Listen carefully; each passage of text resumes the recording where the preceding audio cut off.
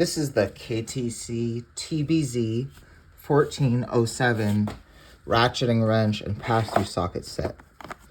The case is made by Maiho, made in Japan. Even the case. And it's based on this 14 millimeter 72 tooth flex head ratcheting wrench,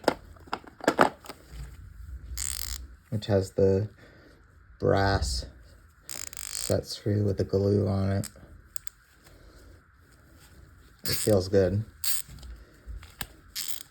And then you get the MSR2S-14F adapter, which has a snap ring to retain it into the ratcheting wrench, and a push button, quick release.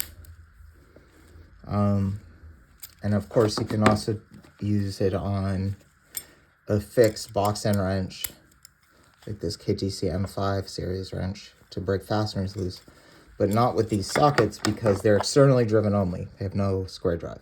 So they have a snap ring, 14 millimeter hex drive. And you can also use these on a wrench to break fasteners loose like that. Fit into the wrench like that.